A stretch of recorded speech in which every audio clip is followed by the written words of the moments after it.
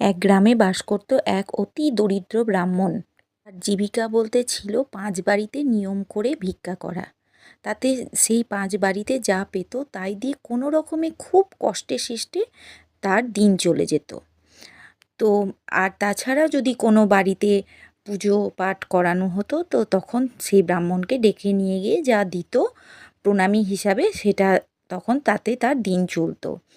তাই এইভাবেই ব্রাহ্মণের কষ্টে শিষ্টে দিন চলে যাচ্ছিল কোনোভাবে।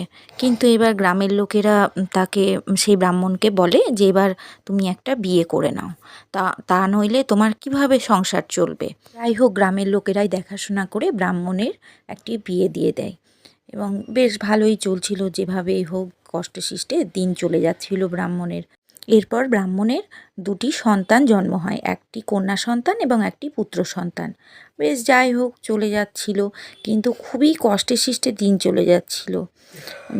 যেতে যেতে কন্যা সন্তান পুত্র সন্তান বড় হতে থাকে, কিন্তু এদিকে অভাবও বাড়তে থাকে। বাড়তে বাড়তে এক পর্যায়ে গিয়ে তাদের দুবেলা দুমুঠোও জোটে না, এমন পরিস্থিতি হয়। স্বাভাবিক, এবার যখন খাওয়া পড়ার প্রচণ্ড কষ্ট চলছে, তখন ব্রাহ্মণের স্ত্রী একদিন ব্রাহ্মণকে রেগে গিয়ে বলল যে তুমি এই গ্রামে যখন ভিক্ষা পুজো এগুলো পাও না, তখন তুমি কেন ভীমগায়ে চলে যাও না?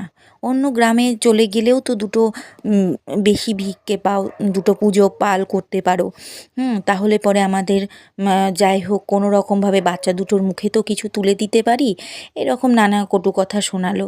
তো ব্রাহ্মণ মনের দুঃখে সারা দিন গিয়ে একটা পুকুর পাড়ে বসে থেকে চিন্তা করলো যে না, এভাবে তো আর চলে না, সত্যিই আমাকে কোথাও যেতে হবে। এবং যেমন ভাবা তেমনি কাজ, সে তখন রওনা দিতে লাগলো অন্য গ্রামে। তো ব্রাহ্মণ ওই রকম জঙ্গলের পথ দিয়ে হেঁটে হেঁটে যাচ্ছে আর ভগবানকে স্মরণ করছে, সে ঠাকুরের নাম করছে আর রাস্তা দিয়ে হেঁটে চলে যাচ্ছে। যেতে যেতে গ্রামের এক শেষ প্রান্তে ভাঙা একটি শিব মন্দির দেখতে পেল এবং সে ভাবলো যে এখানেই আজ রাতটা কাটিয়ে দেওয়া যাক, আজ রাত্রিটা কোনোভাবে এখানেই কাটিয়ে দেওয়া যাক।